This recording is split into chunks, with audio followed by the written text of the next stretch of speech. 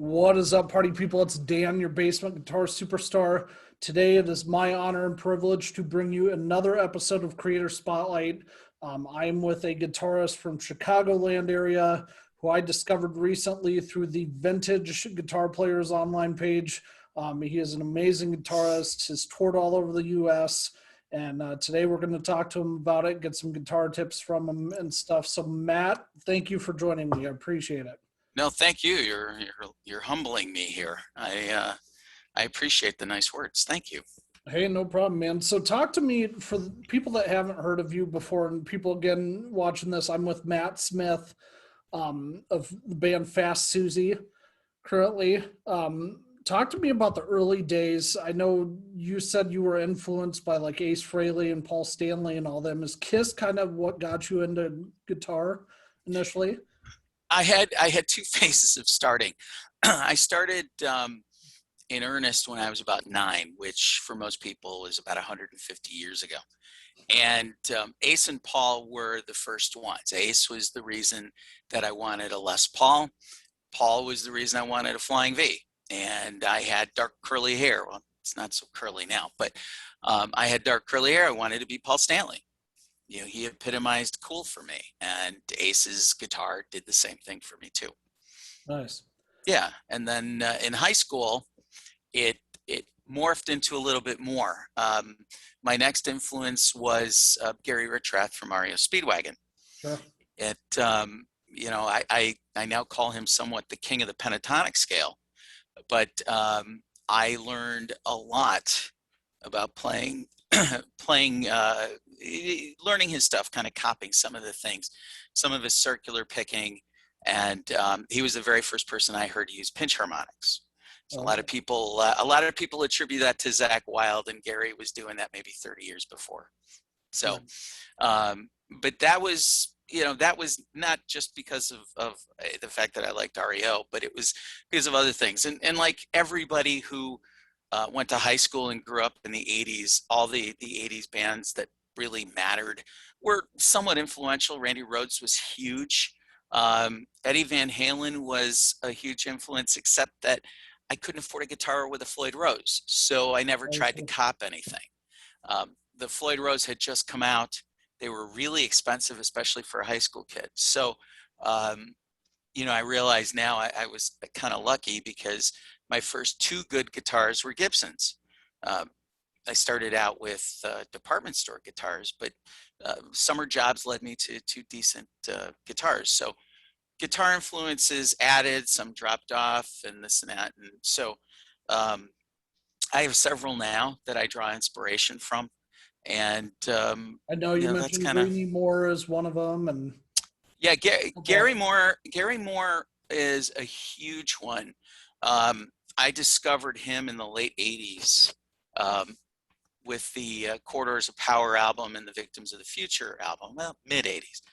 And I used to say the shame of it was that he received the most recognition in the States for his blues albums. And make no mistake, he was a monster.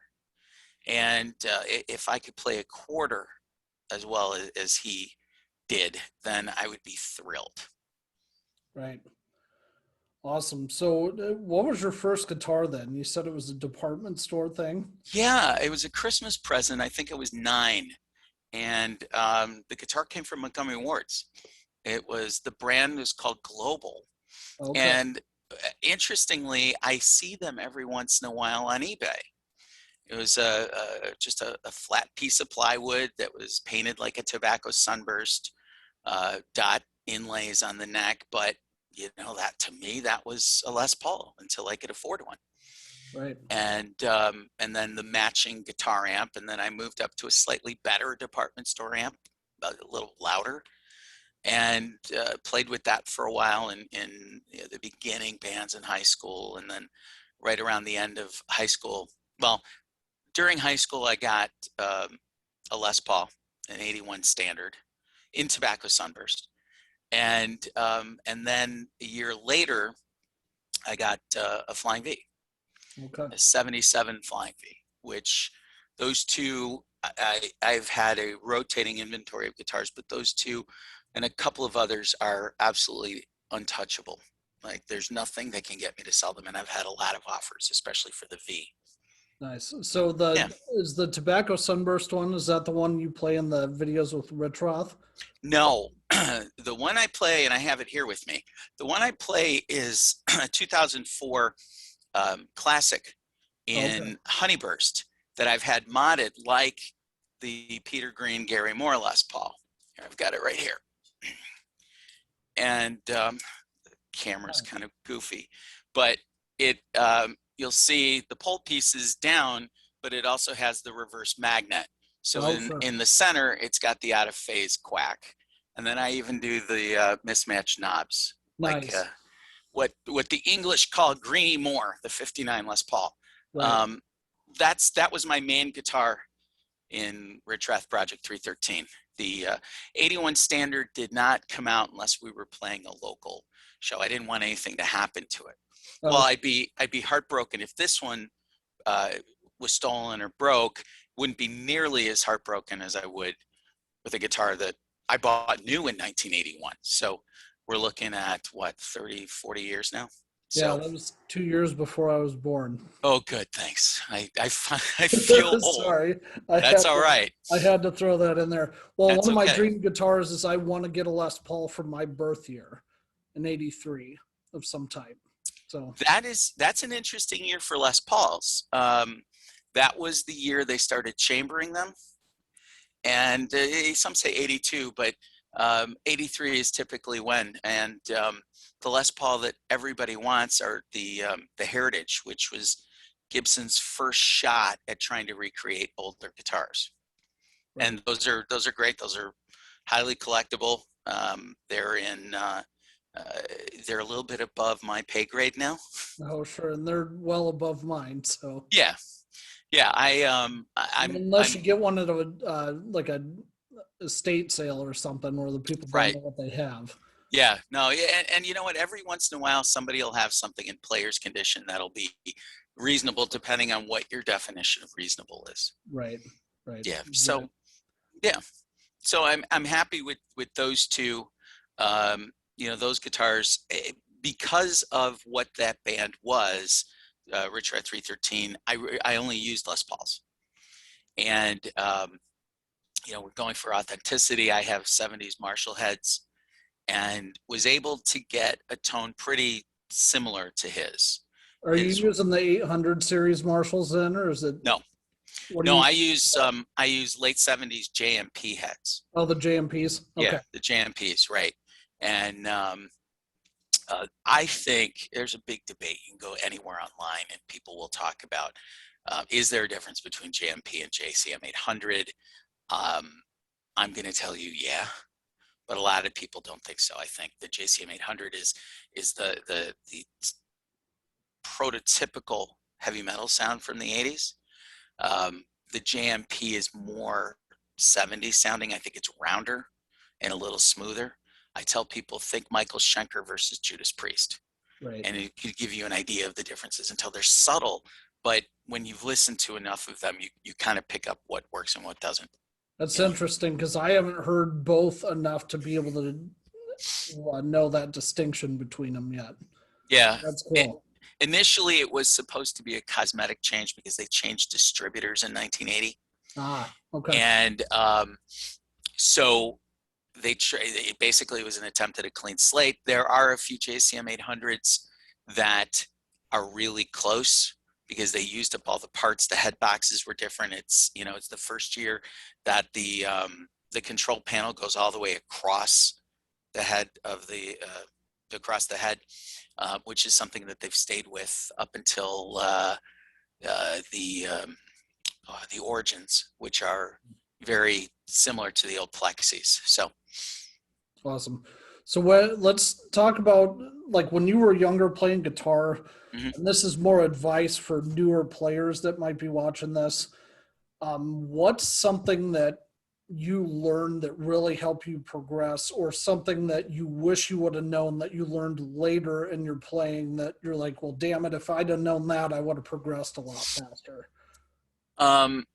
Well, so for an ultimate beginner who hasn't played, I'm going to tell you to not get intimidated at all. it is, it can be a very, very frustrating experience now because the gear is so much better that you can sound like Metallica if you wanted to. If you know how to play a first position E chord and you can have something cheap like a line 6 amp, you in your mind you can sound like Metallica. So if you can't get that together and start playing things like Enter Sandman or anything, that's going to be frustrating, and that's where a lot of people give up. Right. The benefit to players when I was growing up is that none of the gear sounded like it, so you had to concentrate more on what you were playing and then hope you can keep getting close to the sound and then work your way up to more professional amps. But I mean, you can walk into Guitar Center and buy a Marshall combo that you know, isn't professional quality but sounds damn good in the basement. So people get a little frustrated. Dexterity is a huge thing. When I was a kid, the hardest chord in the world for me to play, well, the change was from first position F chord to D minor. And the movement back and forth was like, it was ridiculous. But you just have to kind of keep going. I'm full of it. I'm full of different kinds of advice. The metronome is your best friend. When you learn scales, you know, you develop speed by going slowly and being patient and then kicking it up and play along with a metronome. That's something I wish I had done more of as a kid. My problem is I can play descending scales kind of quickly, but ascending scales is kind of my Achilles heel. And if I had spent more time with a metronome, I probably would have overcome that. What do you mean by ascending versus descending? Do you mean starting low and going up high, or? Yeah, like for I guess example. I'm not familiar with that term. Well, so let's just play a pentatonic box. So like this, okay? I can do this faster than I can do what I just did. Oh, sure. Okay. Okay. And you know, I'm making excuses for playing like a hack here, but you know, that's something it's still a challenge. And every once in a while I still sit down and play with a metronome to try to work that faster. And I've learned a few, we'll call them cheats along the way to sound faster than what you are. Some double picking. My right hand is faster than my left. So, are there any cheats for like music theory, trying to figure out that out? Because I know for myself and lots of other guitarists that I know that are more in the average player category, that's a big hang up for them, is learning the actual theory behind it. Like, okay, if this song's in A, where am I supposed to go? Or if this song's in G, you know, what do I do for that? Is it just fretboard memorization, or is there some other thing that's yeah, there is. You know, technology has helped a lot. There are websites that are called What's the Key? And you can work backwards and plug in chords to get a couple of ideas of what the keys would be and the relative minors. The rock and roll world is pentatonic scales. Like we used to call when I was a kid, the 1-4, 1-4, 1-3, 1-3, 1-4, 1-4 scale. And if you stay on a root note, then you're gold. If a song is in A and you stay in the blues box, if you will, on the 5th fret or on the 17th fret, you're not going to play out of key. right. You can switch around a little and play the relative minor scale to it, but you know, then you got to compensate, and that's when experience comes in, and it's just a matter of you play. If you're not going to sit down and be like Steve Vai and know theory inside out, which is not me, Right. I wish, but you know, it's your ear, and you'll hear a bad note and not play that again. But there are apps on a phone where you can plug in a key and it'll give you all the chords that are relative to that key, and then experiment. The best thing is be patient And the more theory you know, the more creative you can be. Because Right. you can be, even though a million blues songs in the world are out there just playing in blues boxes, there's a lot of room for even more creativity, for example, the more you know. Awesome.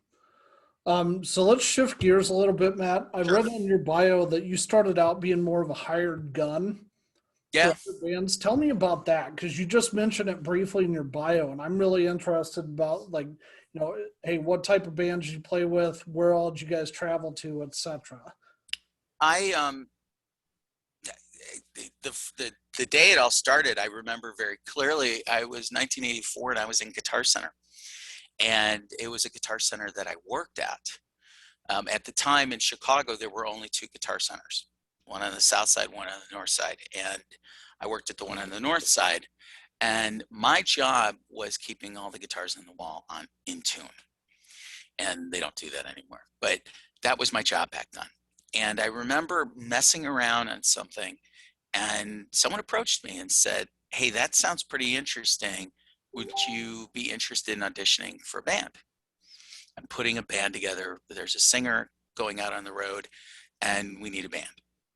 Okay, well, I was in college, and I figured out I could work around my college schedule, working around things. And the singer turned out to be Sam Harris, who was the winner of the very first Star Search, Oh, wow. Okay. which predates American Idol. I mean, American Idol may not have come from that, but that show easily predates it by 20 years I've heard of or it. so. I've never seen an episode of it. Yeah, Egg McMahon was the host, and it was a little more cutthroat, if you will, Okay. and not quite so glitzy.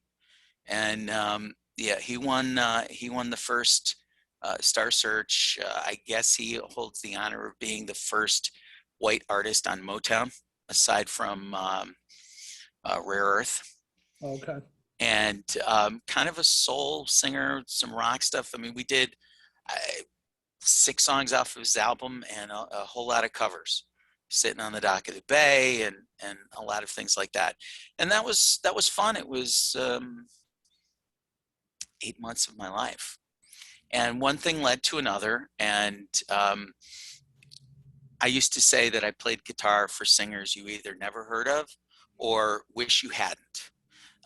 And that I was good enough to not be good enough for some really named people. The list of bands and people that I've auditioned for is significantly larger than the people that I went out with. My favorite story that I tell people is how I missed an audition with Madonna's band. And they had arranged a plane ticket for me to fly out from Chicago to LA and audition with the band, and I overslept. Oh, no. Yeah.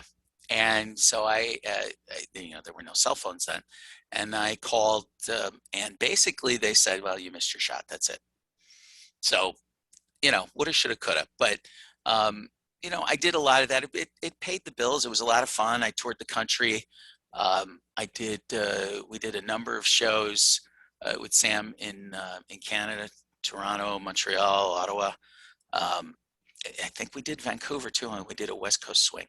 And there were a few others, a couple people that owe me money, so we're not going to give them publicity. Oh, sure. The only hint I'll tell you is he's a big baby, but and I'll let you try to figure that out. Sure. That doesn't narrow the field much, but. Well, yeah, if you think deeper, yeah, a singer who's a big baby, Okay. put that, But anyway, I'm sure somebody will go, "Oh, wow, really? Okay." Anyway, so I did that until about 1995 or so. It was off and on. I held day jobs. I was a record store manager for a number of years, and with a couple of different places. It became kind of high profile. I was a manager for the first Chicago Tower record store. Oh, wow. So I got to meet a lot of industry people, and it was always funny when somebody famous would come in and we knew the same people.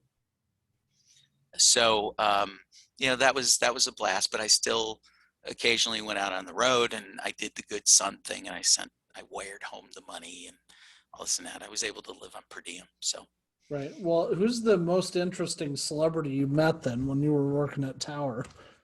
Oh God, there's a ton of them. I There are mean, so have you many. met like There's any of so the many. Chicago guys, like the dudes from Chevelle or Billy Corgan Well, or any of them? Billy Corgan and James Eha used to come into the Tower record store before the Melancholy album came out, because he had an apartment about 10 minutes away. If you know your Chicago history, you know about the Biograph Theater, where the St. Valentine's Day Massacre happened, in the Oh, alley sure. behind it. He lived in an apartment right above it. Oh, wow. And he would come in all the time and spend all day. And I finally had to do, what most managers in a retail situation would do. It's like, look, dude, you can't just hang out. And I had to throw him out a couple times. And his guitar player, James Eha, who really is a nice guy. One day I was really cranky and I threw him out too for the heck of it. I figured I got to throw one out. I got to throw them both out. And he's like, why are you throwing me out? I said, because you have a crappy guitar tone. You got to go. And he came back and kind of justified what he was playing. And I just told him I was giving him a hard time. Oh, But yeah. yeah, and then I think it was like a year and a half later, Melancholy came out and the whole thing exploded. And we had done not just an in-store, but they played.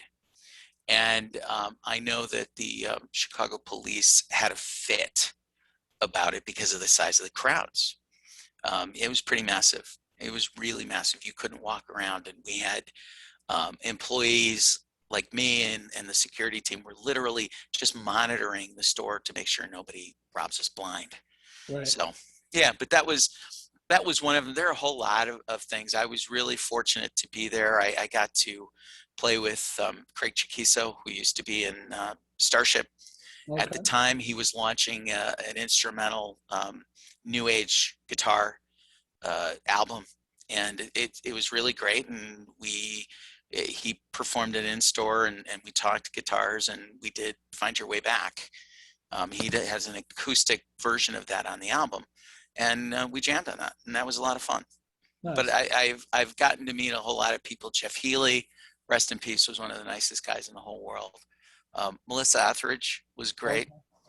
Okay. And the cool thing was, with all of these people, for the most part, it wasn't like a fanboy experience. I would talk gear. Melissa Etheridge and I talked for 20 minutes about acoustic guitars. Nice. Yeah. So yeah, I've been really, really blessed. That's awesome. Hmm. Cool. So tell me about Fast Susie. It sounds like you started it back in the 80s, right? Yeah. 89, 90, somewhere around there. And Yeah. I saw some old footage of you guys back when you had the mullets and all that, and that was pretty awesome. I had the big puffy Neil Sean late 70s Journey hair then. Yeah. Um, Fast Susie was the brainchild of another guitar player who would come into my record store at the time. And we started talking about the music that we liked, and we were going to call the band Atomic Playboys. Steve Stevens, who's Billy Idol's guitar player, had a solo album out called Atomic Playboys. And we had put ads in looking for other musicians, and I got a letter from Billy Idol's attorneys basically saying, we don't want to do a formal cease and desist, but that's a trademark name. Oh, geez. So yeah, so Fast Susie, the name came about because it was the Excuse me. no worries. The name came about because it was the initials of the last names of the first four members of the band. Oh, okay. Yeah, it used to be all capital letters and fast, and then periods afterwards to show. And Susie was the name of the daughter of a woman I was involved with back then. And we just thought it would be cool. And hey, you're going to be the coolest kid in your school. She was like 12. Right. And the name stuck. And we played the Chicago circuit. We did a few out of town shows, but nothing that I would call memorable. We had a live EP from one of the big Chicago venues back at the time, the Thirsty Whale. And it was 4 songs, essentially what you saw in those old videos.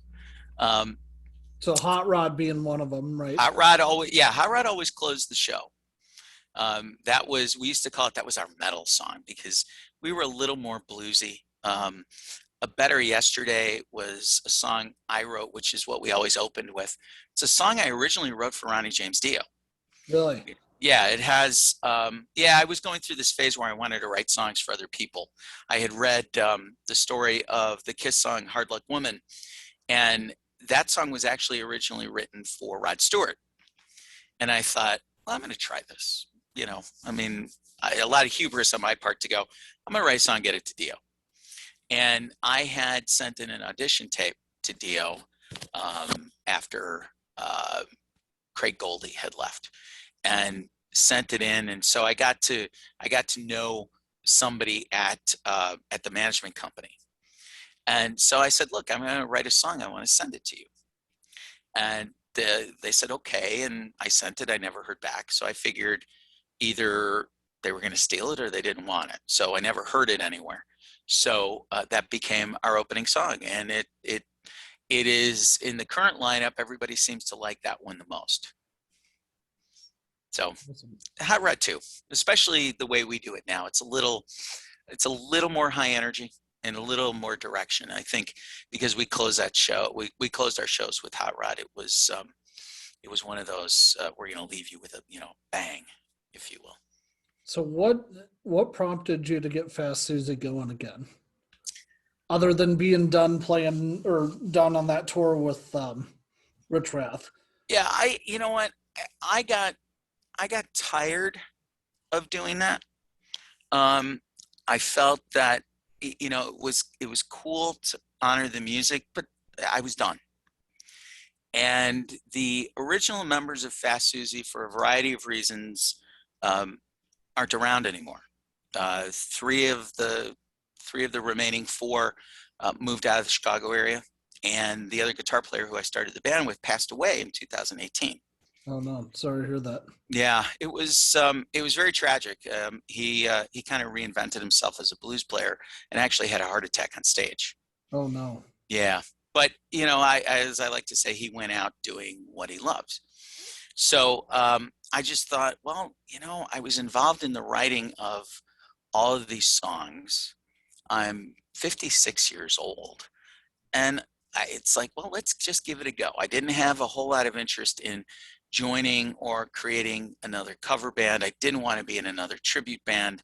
It literally took me about a year and a half to be able to listen to REO Speedwagon music again, just because I spent hours and hours and hours learning and watching video of Gary and this and that, where I was hearing the music in my sleep. So I just thought to give this one more go. And my thought was that any money that we make from this after, the band cuts and all this and that, that there would be a percentage of it that goes to the guitar player's kids who died. His name was Mickey Thomas. And he's pretty well known in Chicago, and it was pretty tragic when he passed. And so the thought was this would be a nice way to give to his kids, to remember one of the pieces of his legacy.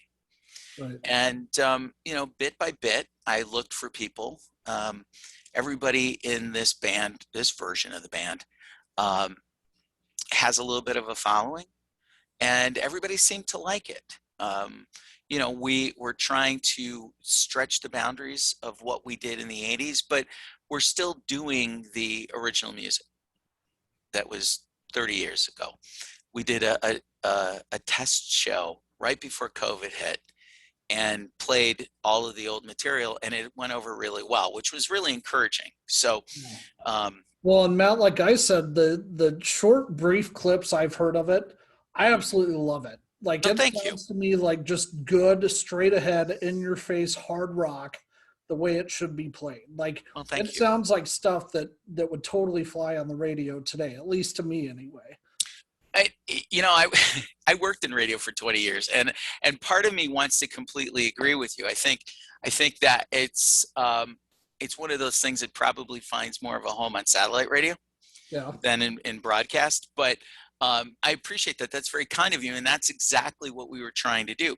None of us looked back then, or well, with me even now, looked like anybody in a hair metal band. We weren't 6'4" at 150 pounds. We were, you know, I used to say we were a band with faces made for radio. And so we needed to do something that really spoke to people. And we tried.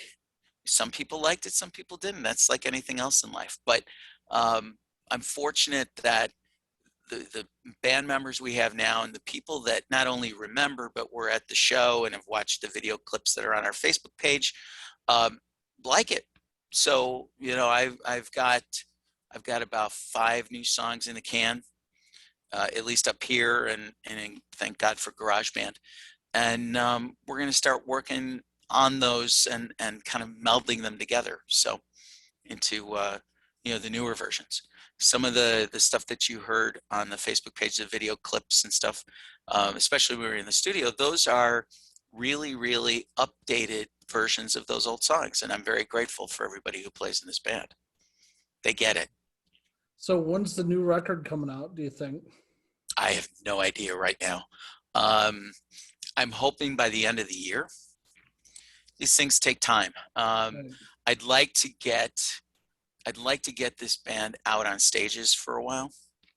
The initial idea was that we were going to record an EP, but given the fact that there are about 11 songs that can be, you know, recorded and eventually released, that's a goal of mine, is to get these done and maybe out in the public by January.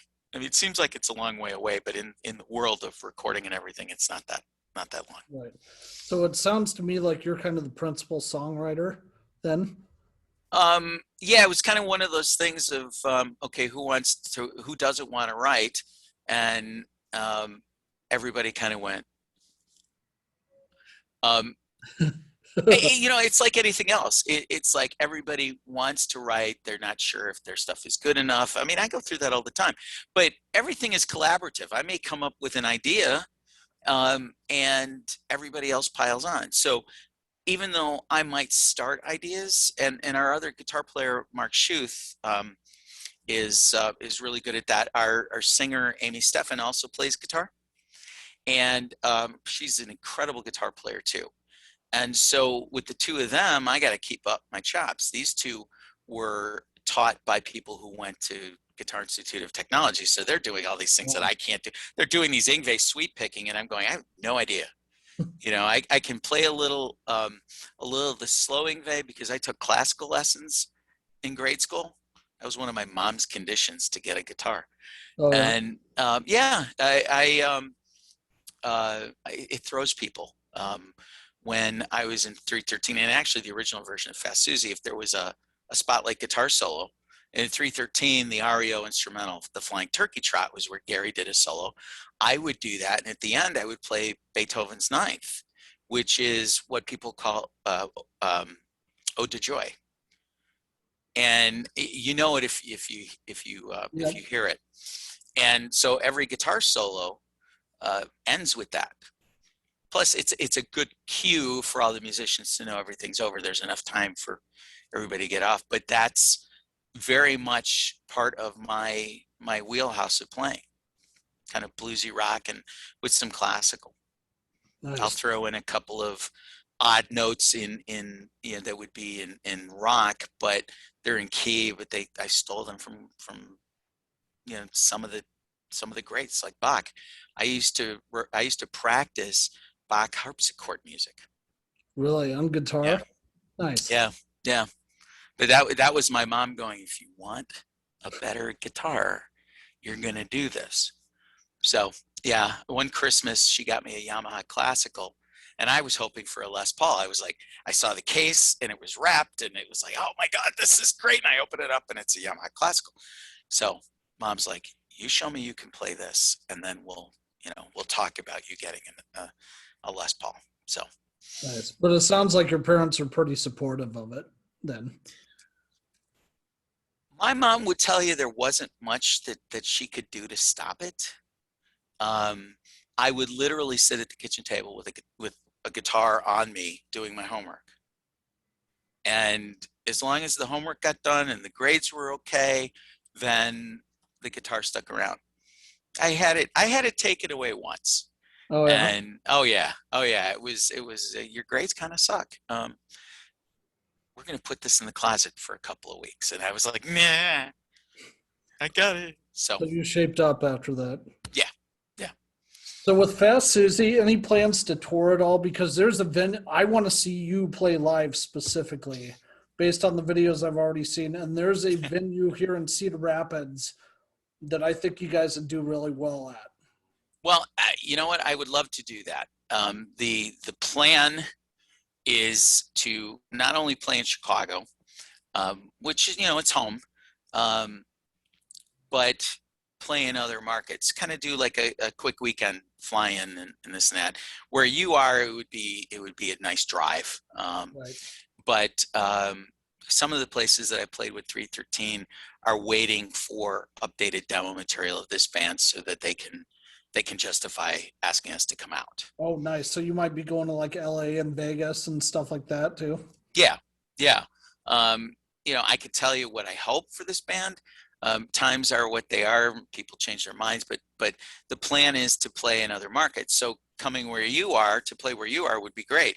The ideal thing is that we would partner with a local band, somebody that you guys all love there, and we just have a great old rock and roll party. Nice. Yeah, I mean that's kind of how we view it. Names if you need them once you get. Absolutely. There's really no place that I'm not interested in playing.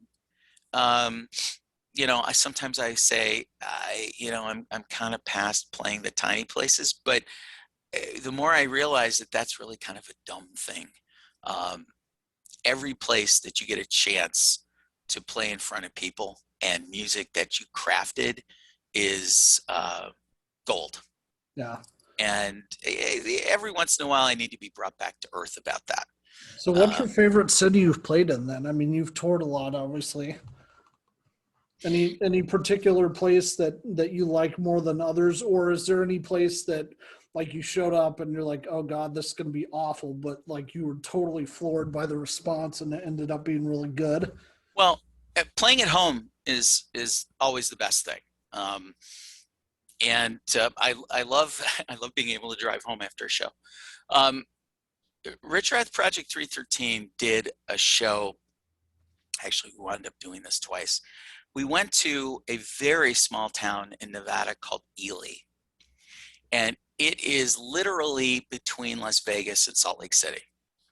So we flew into Vegas, and it's about 3 hours northwest of Vegas. Okay. They have winter up there. Anyway, I thought we're gonna play a dive place. This is gonna be a disaster and all this and that. The entire town came to the show, and we were treated like the Beatles. It was absolutely amazing. Wow. And yeah, it was a lot of fun. For all the years that I've done this, I really haven't done a lot of those famous musician things like sign autographs and things like that. I really don't do that because I've never viewed myself like that. And it was sign this, sign this, sign this, sign this. And sometimes I would look at people and go, really? Okay, fine, I'll sign. It was very cool. It was very interesting because nobody was expecting it. And we went back the following year and played. We played in a pretty large bar there. And the next year, we moved into, they called it like a civic center, but it was like a step up from the Elks Club. But there was a stage where in this bar we kind of all played on the floor. But it was the same thing. It was packed. And I had people wanted pictures with us. The kids wanted to wear my guitar. It was a little surreal, I didn't really experience that before, even with Fast Susie the first time. So it was a lot of fun. Other places, I can remember playing the Orpheum. No, it wasn't the Orpheum. I can't remember now, and someone's going to kill me for this. I played in Memphis, And I remember thinking it wasn't going to go over well. It was a pop rock band. And I didn't think it would go over very well at all. And it was great.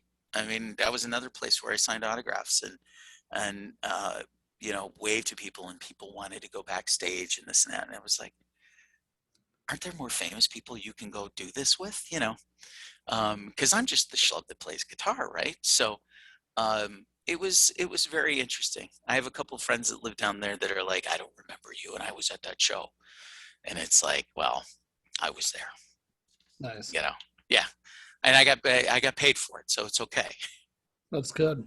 Yeah. So talk to me about the Chicago scene. I know traditionally there's 3 markets, or 4 if you count Nashville, that I've always known to be very strong, right? And that's LA, Chicago, New York, Nashville. Right now, obviously with the pandemic hitting, that put the kibosh on a lot of stuff. But right before the pandemic, was the Chicago scene still very strong, still kind of a hotbed for music, or is it kind of declined like other places have? It's coming back. A lot of the venues are reopening. There are 3 different music worlds in Chicago. One of them is, and it's literally city versus suburbs. You have the pure blues scene, which is primarily in the city, although there are a few really great blues bars in the south suburbs and a couple of them in the western suburbs that will have blues nights. The city is primarily alternative and college music, which includes punk and all this and that. And some fairly famous venues for that kind of music are slowly opening.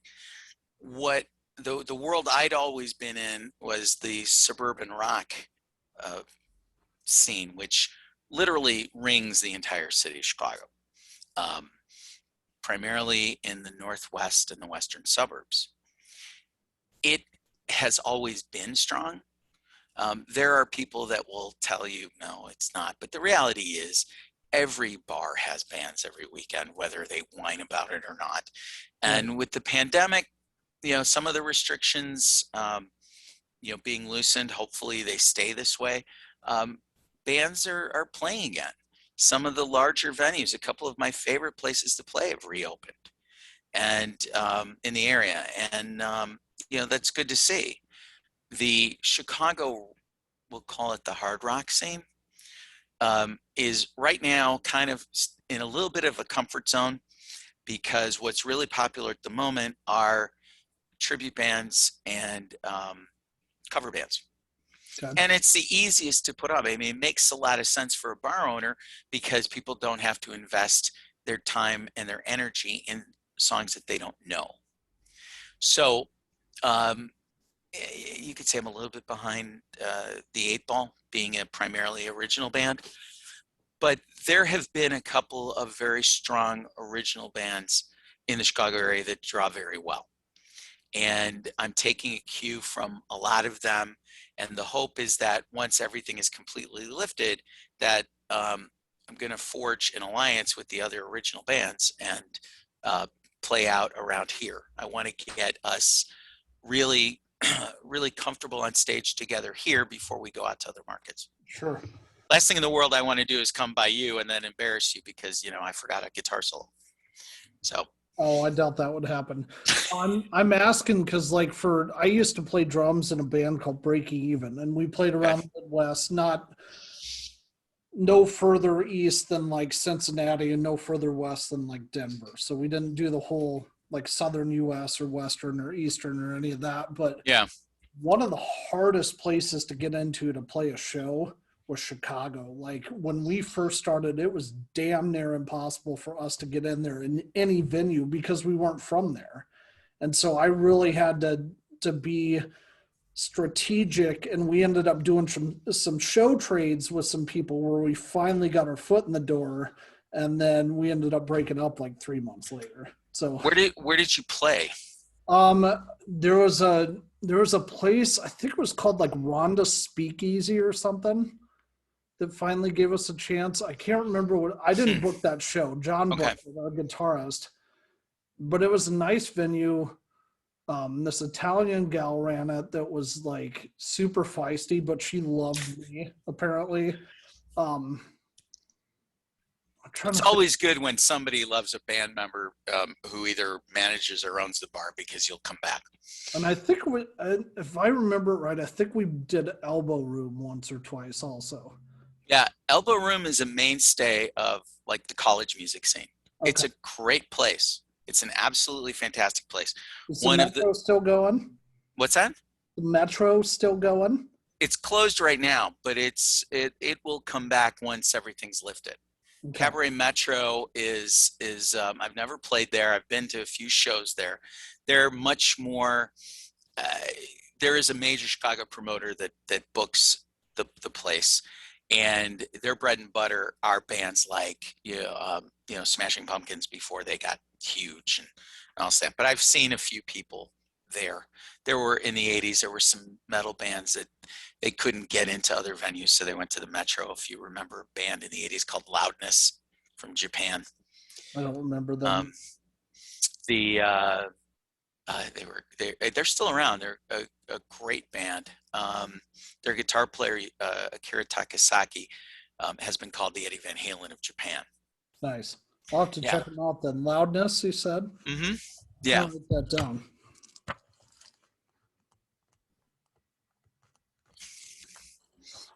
Awesome.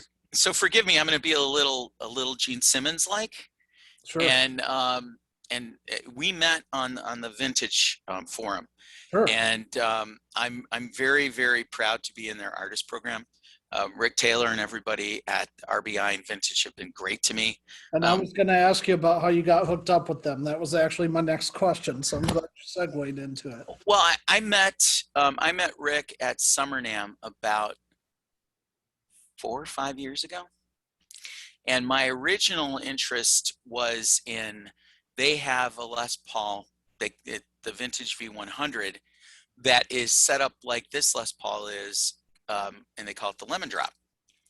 And for what it was one of the most amazing guitars I've ever played. And when I joined 313, I was going to have them create a double cutaway version of a Les Paul or a V100, much like Gary Richrath used to use in REO. All the encore songs, Gary had a custom guitar made from a guy in St. Louis, and I wanted, again, for the authenticity, I wanted one of those for when we did encores. Sure. Primarily if we did 157 Riverside Avenue, for example, or Riding a Storm Out was always on that. And one thing led to another, and it didn't happen.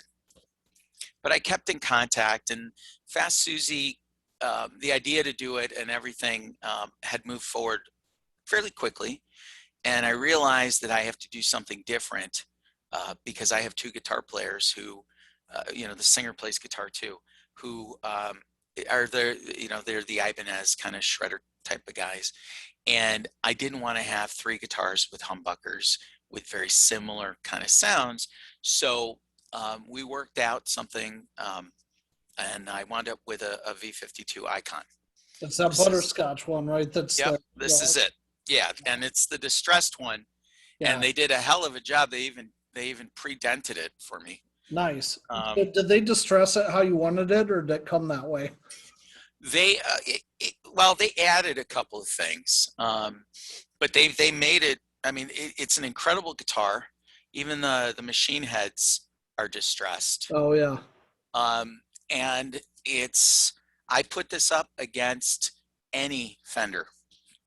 The only thing I said to them, and I don't know if they changed the pickups or if it came with this, I told them I wanted the guitar to be a little more. In fact, I talked to the guy who does their setups.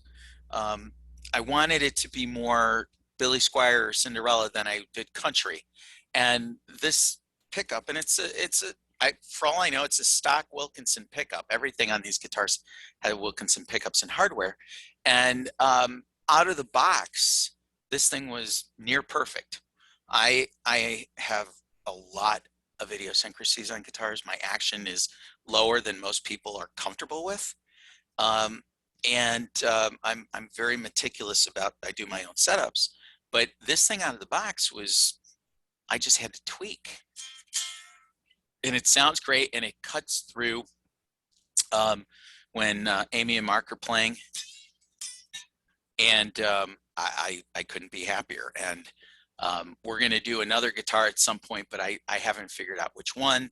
And once Fast Susie starts playing out regularly, my plan is to work with them on a signature model. I remember talking about that, and I own 5 vintage guitars right now. I absolutely love them. Yeah, no, they're absolutely fantastic.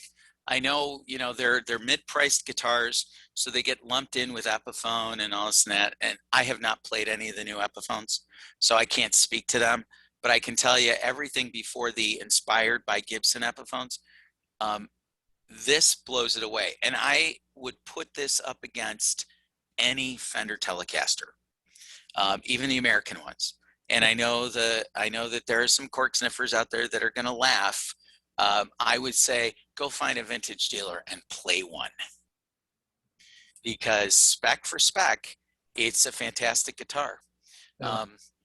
I'm not being paid to tout them, but it is my favorite guitar. And I have a 2000 or had a 2020 Epiphone Les Paul Classic, that worn purple one they came out with last year. I actually sold that because like I own 3 of the vintage V100s now, including that Silver Burst they came out with for the 25th. Oh, you got one of those? I couldn't get one of those. Well, I had to get one from Malta.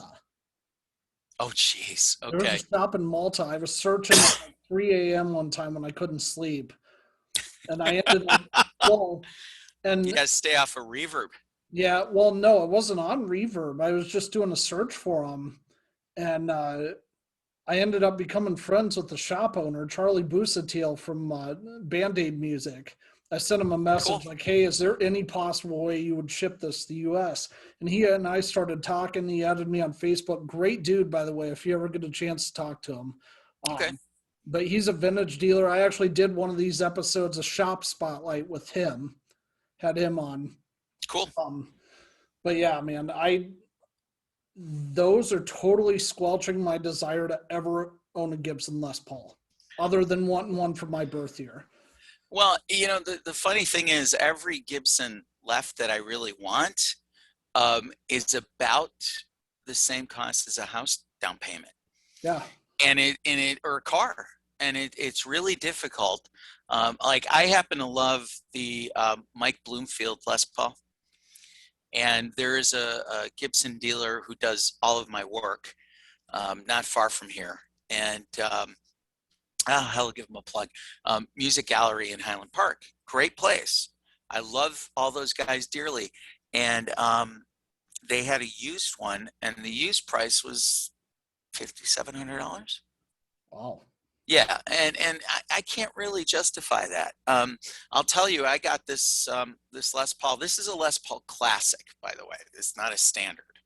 Okay. So it has what people like to call the mother of toilet seat inlays. Mother of toilet seat. That's actually the first time I've ever heard that. Yeah, because they're green. They're supposed to look like very aged inlays. They have a green tint that some people don't like. I remember as a kid, old Les Pauls having, you know, this kind of tint because the mother of pearl oxidized. But it has a 1960s thin neck. The original pick guard, and I took mine off just, you know, to be silly. It says 1960 on it. Wow. So all the classics do. In fact, this doesn't say Les Paul model on it. It says Les Paul Classic. And I don't think you can see that, but I could actually, yeah. I drove to Indianapolis for this guitar. I had I went through a phase where I was into PRS guitars, and I had 4 of them at one point, and I couldn't get on with a custom 22. It just wasn't working. The scale length of the guitar is literally in between Fender and Gibson. It just felt weird. So I had put it up on Craigslist, and a kid said, look, I've got this Les Paul. Would you be interested in trading? And I said, sure, I want the Les Paul, and I want $500. So he lived in southern Indiana, right at the Kentucky border, and Indianapolis was literally in the middle. So I dragged my son out, and we went to Guitar Center and did the trade. And honestly, I would take this any day of the week. The only PRS that I wish I hadn't sold was I had a McCarty, which feels like playing a Les Paul. So, but it was one of those things where I just wanted to thin the herd and, not have guitars anymore to have guitars, except for, silly ones like I'm going to use on stage. I showed you this picture and I brought it up just so that you could see it. But this is one of the Fast Suzi stage guitars for me. Yeah, and that's actually one of my next questions is how'd you come up with that idea and how long did it take you to pimp that out like that? The idea came from Paul Stanley, believe it or not. Really? Yeah, I know that there are a couple of his Washburn signature guitars that have Swarovski crystals on it, but I didn't even think about that. My inspiration was on the Creatures of the Night tour, which was the last tour in makeup. He had a BC Rich eagle, not an eagle, a Mockingbird that had big jewels. It was black and it had big jewels going down each side of the pickups behind the bridge. And I always liked that because there's, I do subscribe to some of the KISS theory that you want to make a shot of it. You want to, the music's got to be there, but it's if it's cool, it's cool. It doesn't matter. Right. And I wanted to jewel out a guitar, and I didn't want to use any of the ones that I had already owned. This guitar came up in Facebook Marketplace, and it started out. It's a Kramer 610. And the front of it was scratched up. It was kind of beat. And I got it for like nothing. I think they threw in a Squire Strat that I gave away. And I think I paid $200 for it. Wow. And yeah, it was a case of the daughter selling a guitar that used to be her dad's or something. It was like sitting in the basement. And so I did a quick setup, and it's incredibly playable. And I thought, well, this thing's beat up. It's not going to look any worse than what it is, So I went to a craft store, and that is about 3 months of crazy glue and acrylic jewels and tweezers, and actually long nose pliers worked better than tweezers. Nice. So yeah, the hardware came off. You have to dry fit and then put the glue in the snap. But it was a lot of fun. I mean, the nights that I didn't have anything to do, I would pull up a TV table and watch TV while I did that. So, but it was the wow factor is pretty cool, and the nice thing is this thing plays really well. Stock out of the box, it plays really well. It sounds great in my rig, and so it's gonna start the show. And then you switch the Telecaster or the 65. Yeah, I'm the goof ass that has all the guitars, and the other two guitar players just shake their heads at me because number one, I'll take a Les Paul out, but I played them for so long in 313. I kind of want to. I own other guitars, so the vintage is going to come out when both guitar players are playing too. I've got a Flying V, which it's right here too.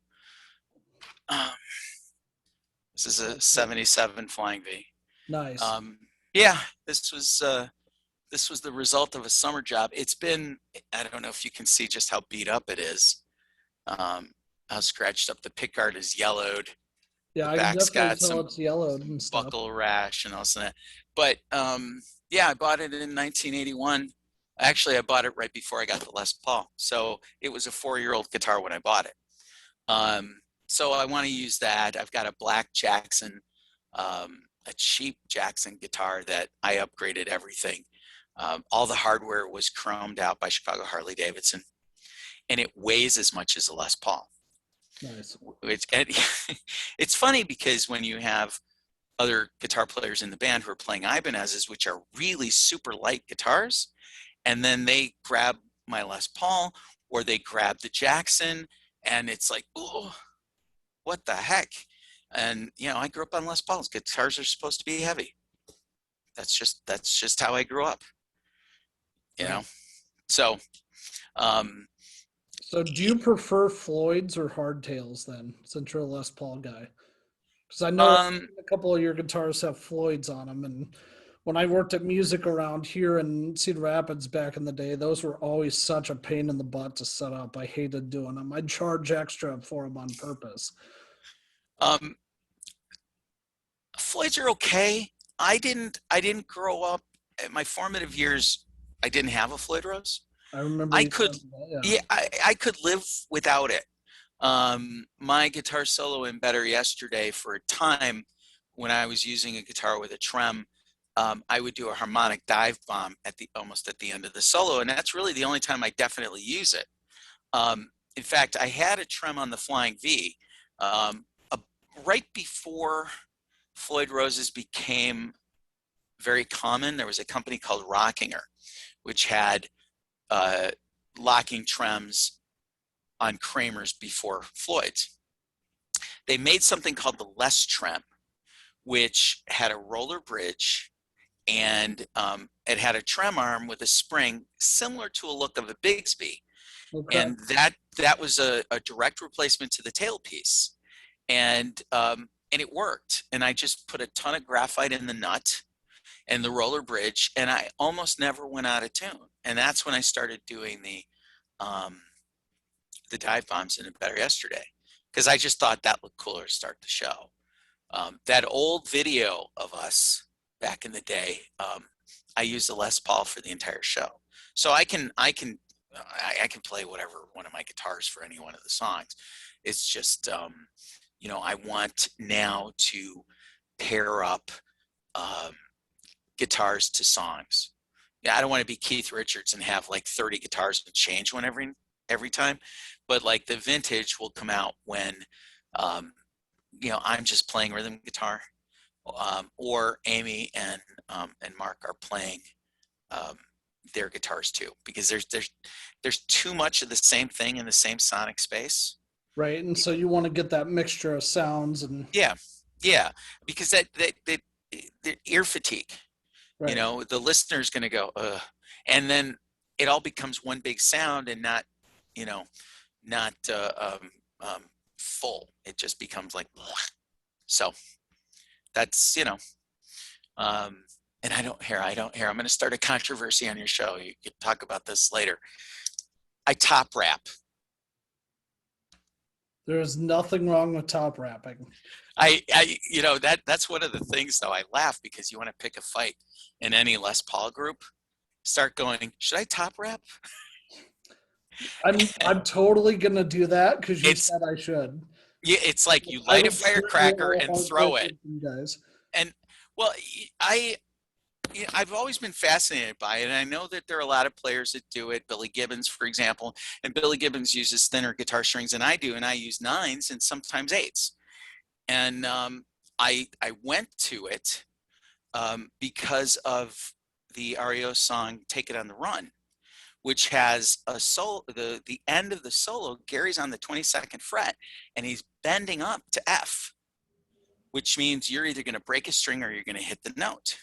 So I top wrap because it's looser. I can get, you know, 2 step and a half sometimes. Right. And I also don't deck the tailpiece, which a lot of people think is ridiculous. Oh, sure. I can fit my fingers underneath there. Yeah. And so a lot of people say that ruins the downward pressure, so you're not going to have as much sustain, But I needed to bend. And literally the last note in Take It on the Run is right here. That's the last note in the solo. And you can't do it on a decked tailpiece and not top wrap. There's just too much tension because of the break point. Right. So, but it became something that I did variations of it just to be different as a kid. I think the V, I'm looking at the V. Yeah, it's the same way. But I really needed to do that for this, and it just stuck with me. It's easier to play for me. Nice. So what, I mean, you've done a lot of stuff. You toured, you played outside the US at all? Canada. Or besides US and Canada? I meant No, outside North America. no, no. For whatever reason, that never happened. Maybe if I had committed, at least up here, for it to be, something I wanted to do for the rest of my life. I didn't know what I wanted to do, honestly. I could still make an argument that maybe I still don't, but I don't know that I wanted to do that for a living forever. I was in my 20s. It was just really cool. And, it was different where all of my friends were going to college full time, and they were expected to be doctors or lawyers or whatever. I have another friend who is a musician, but he took a different route. He writes music for TV shows and movies and things like that. So that's the path that he took. He's a genius. His name is Carlos Villalobos, and he's an absolute genius. The guy can play anything on any instrument. And I just kind of go, well, I'm the guy that just took the Les Paul and the Marshall out on the road, and what have you. So I always said the difference between he and I is he stayed in better hotels than I did. Nice. Yeah, we used to stay in hotels and motels where the car and the band van was maybe 30 feet away from where the bed actually was, one of those kind of motels. Right. So like sometimes, motel, like you'd see on Alfred Hitchcock movies or whatever. uh-huh. Oh yeah. Well, Bates Motel or whatever it is. Yeah, pretty much. Yeah. You spend more time in those than I care to admit. There's a lot of not glamorous that it is, but it's at the end of the day, it's a lot of fun. You get to do something that you enjoy, and something as a kid you dreamed about. When I was a kid, I dreamt about playing in front of a zillion people at Chicago Stadium or what have you, and being in a band where I was famous and what have you. But the bottom line is, if you get to play guitar anywhere, even in your living room, that's a good day. Yeah. Is there a lot of people that can't do that anymore? God bless Jason Becker for hanging around as much as he has. He hasn't been able to pick up a guitar since the 90s. He has, I don't know if you're familiar with Jason Becker. I've heard the name before. I'm not super familiar with his music though. So he was one of the LA Wonder Kids, along with Paul Gilbert and Marty. He and Marty Friedman had a band in the 80s called Cacophony, and they were a hot LA band. I've heard of them. Sure. Yeah, and so Jason got his big break when he replaced Steve Vai in David Lee Roth's band. Well, just as they were starting rehearsals for a tour, he got sick, and he has Lou Gehrig's disease. And, it takes away your mobility, and God bless him. Most people with ALS live maybe 7 years, and he's gone on over 20. And there was a story in all the guitar trades that he had gone to the hospital because he had a bacterial infection, and the thought was, oh man, this is when he's going to pass. But thankfully, he's home, and just an amazing talent, and still works on music. And he and his dad developed a language where he's using eye movement to dictate notes, and his knowledge of theory is so great that he's doing it from up here. Wow. Yeah. So I always say, if there's a day where you can pick up a guitar, even if all you're doing is just kind of futzing around, that's a good day, because there's some people that can't, and there are people that have given up on playing because it's too hard for reasons like I told you at the beginning. One of the worst things that I think has happened to kids starting out is the fact that you can get gear that sounds like the guy on the record, and if you can't keep up, the natural tendency is, well, why bother? I can't do this. Well, I think some of that too, Matt, and correct me if you disagree. I think some of that is accentuated, and this is part of why I started my channel. And I love like all the bigger channels, like these guys that are virtuoso guitarists that run them, but you know, you go on and you watch a guy doing gear reviews and they're sitting there shredding all these blues licks and stuff. And sometimes I see that and I'm like, well, why the hell do I even try? Like, I'm never going to sound like that, you know, because I got two little Right. kids at home. I can only play at 10 o'clock at night. Whereas my hope is they come to my channel and say, oh, okay, this is, you know, a guy like me that just tools around in his basement.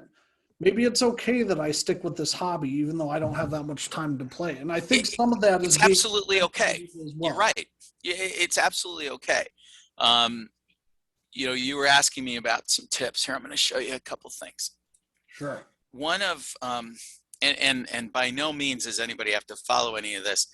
I use jazz picks because one of my first teachers was a jazz guy. And I used to use standard picks, and you know, I always used to think I would be playing, you know, Michael Row the Boat Ashore, and I you know, I had this pick, and they were always like economy of movement. This is just how much of the pick sticks out of my finger. The idea is you're not moving so far. There is a fantastic Chicago guitar player named Mike Badio. He goes by the name of Michael Angelo Badio. And he talks about this economy of motion picking, and the guy's an absolute master. I wish I could do that. But one of the exercises that my guitar teacher gave me that helps with dexterity is you go to the middle two strings, and you have one finger here, one finger 2 frets down, and then you go back and forth. Okay, so you're going from, on your first finger, you're playing on the D string, and your third finger is on the G string, and it doesn't matter where. Okay, and then you're going to reverse it. So your first finger plays on the D string 2 frets lower, and your third finger goes here. So just go back like this, and then change fingers. And you can see I still sometimes have trouble with that. But then do it with intervals with all of your fingers, and eventually try to do it with your ring finger and your pinky. I can't do it because I got lazy as I got an old man. But that helps a lot with dexterity. I did that a lot, and that helped. The other thing is fretboard knowledge and dexterity.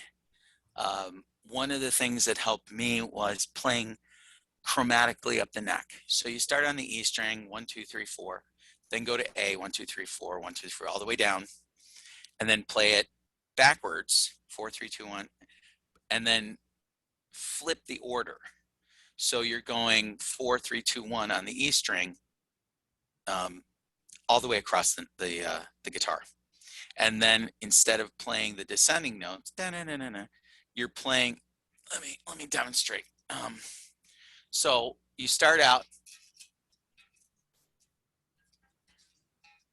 okay, all the way across, and then when you get back, you go, okay, that's the first thing. The second thing is go like that. I'm messing up because I can't hold the guitar right. And then when you hit the thin E string, then you go backwards.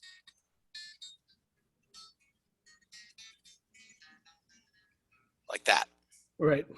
And so what that does is helps pick coordination and making sure that you can hammer on if you want, but starting picking every note gets your hands used to working together.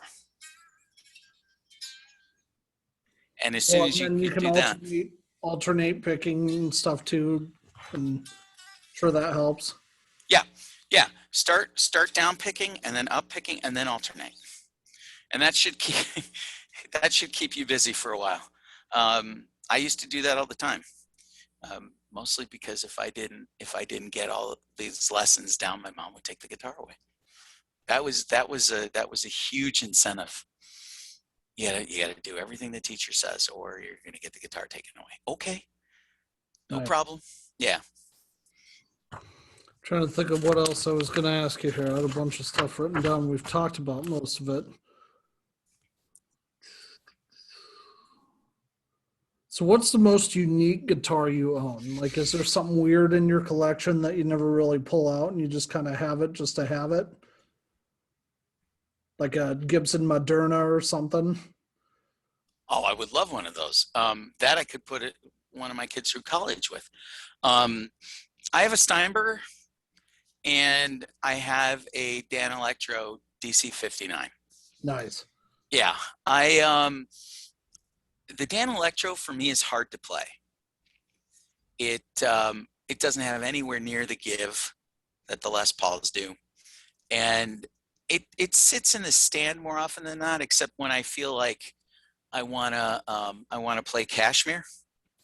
So I tune it to play Led Zeppelin's Kashmir properly. You have to tune the guitar to what's called DADGAD. So the tuning is DADGAD, and then it's a pretty simple song to play. But it's a noisy guitar. I've tried playing it for the hell of it at rehearsals, and it's you're not playing it. And they're single coil pickups, but they're really, really noisy, the stock pickups. So that tends to sit. The Steinberger is something that I'm getting used to. It was one of those too good to pass up deals. And I thought, well, this is different, and, why not? Rather than having a whole ton of the same guitar when I used to be much more of a collector. At one point I had 12 different Fender Strats. At one point you kind of go, well, one or two is enough. So it's interesting for me because I've never done well with 24 fret guitars because I don't always look when I'm playing. And I grew up on Les Pauls. I grew up on 22 fret Gibson guitars. So any 24 fret guitar, I really have to pay attention to what I'm doing, or I'm going to play a full step flat somewhere. I was in a band in the early 2000s, and it was a cover band, and we were doing a song that was in F sharp minor, and the solo started on F sharp, and I didn't look. And I typically don't, like, my hand will be here. I have an idea of where I'm at because of all the years on a 22 fret guitar. And so instead of starting on F sharp, I started in E, because the two more frets shouldn't mean anything, but they sit differently. So, and every time I've gotten a 24 fret guitar, and I've had a few of them, I've sold it almost instantly because I can't get used to it. The Steinberger is a different animal, top to bottom, and it's just kind of fun. I don't know if I'm going to wind up using it in the band. It's become. I didn't even know Steinberger made guitars. Well, they're owned by Gibson now, and yeah, and part of this Gibson renaissance is that they've brought back Kramer. And they brought back Steinberger. They've owned Steinberger for quite a while, only it's been pretty dormant. So it is manufactured under the Epiphone umbrella, because they're now made overseas. They're not the carbon polymers that the original ones were. They're wood, but mine has an ebony fingerboard. And the stack pickups are okay. I mean, I'm not gonna. This is a guitar I'm not going to be nearly as picky on as my Les Pauls. This Les Paul has Seymour Duncan pickups that were custom wound for me, and you can get those too. It's one of those things where I put some money away and had Maricela MJ from Seymour Duncan wind a set. Anybody can do it. It's not anything special, and she's great to work with. You can call her tomorrow or Monday and say, hey, I'm interested in a set of pickups, and this is what I want it to sound like. And she's been doing it so long, she'll create a pickup for you, and it'll be exactly what you want, even if you didn't realize you wanted it. Nice. But the Steinberger is one of those things. It's my travel guitar for now. So nice. Mm-hmm. Yeah, I'm trying to think. So I got those. I ended up with both the V100 and the V6 Silverburst. So that's those awesome. are mine. And then I got Fender had a prototype guitar in the 1950s or 60s, I want to say, called the Marauder. Gibson had a Marauder too. It Right. like Les Paul, but Fender never came out with it because it had all these weird bells and whistles on it. They were trying to be like the Japanese guitar companies where they built. Oh yeah. Fender's answer to Teisco, sure. Yeah. Yeah. And so they came out with that model on the Modern Players series back in 2011. And I ended up getting one, I want to say 3 or 4 years ago from Music Around in St. Paul. Okay. And somebody had put a Gibson pickup in the neck, and I had my buddy Thad Shoemaker at Shoemaker Guitar Works put back in the original pickup. But that's in a case in my closet. Like I never bust that one out. Did they have to carve out to put the humbucker in? Carve out the body of the guitar? No, what they did was they made like this little. The previous luthier, whoever did it, knew what they were doing. They made a little wooden encasing that fit perfectly. Oh, okay. Down in there. Okay. And screwed on somehow. So. Oh, that's cool. That's good, because the last thing you want is to have a guitar whose value is destroyed because somebody modified it too much. Right. You know. So yeah, those, and then like I said, I want to get a Gibson for my birth year, and then like my ultimate guitar is Mick Jones is my all-time favorite guitar player from Foreigner. Mm-hmm. I want one like his black Les Paul where it has the 2 extra knobs that nobody knows what they're for, and he won't. Right. Yeah, I don't know what they're for, and actually, a friend of mine knows Kelly Hansen, the singer. Yeah. And I'm willing to bet you that Mick tells nobody, and I bet you nobody in that band knows. Yeah. Mm-hmm. But anyway, I'm excited because I get to see them for the first time in June because they're coming to Iowa. Oh, that's very cool. That's very cool. They faithfully do all the old stuff because, you know, Mick is the only original member left. Yeah. And, you know, Jeff Pilson from Dokken is in that band. And Kelly Hansen, who in the 80s was in a band called Hurricane, does an amazing job. Oh. And, you know, Mick Jones has been great for as long as I know him. I've known about him. He was in a band in the 60s, kind of a bluesy band called Spooky Tooth. Yeah. And I'm way into stuff like that. That and Humble Pie and Savoy Brown. Yeah. Savoy Brown became Foghat, you know, and things like that. So that's great. I hope you have a good time because they put on a hell of a show. That's what I've heard. Yeah. All right. Let's see what else I was going to ask you about. Who's somebody you haven't collaborated with yet that you'd like to? Or what would your ultimate... Locally or somebody famous? Both. I'd say more somebody famous. Somebody that I collaborated with. That's a really good question. I really would love to write some music with George Lynch. I went through what I used to call my George Lynch phase. I had a George Lynch Tiger with the Floyd, and that was one of the most stable guitars I've ever owned. The Floyd really didn't. You talk about all the headaches you had with a Floyd. I never had trouble changing strings, and that was the only Floyd-equipped guitar I've ever had that I didn't have any trouble with. Maybe Floyds just hate me then or something. Well, you know what? Floyds are a different animal, especially if you're used to Gibsons. Not just the playing it, but the maintenance of it.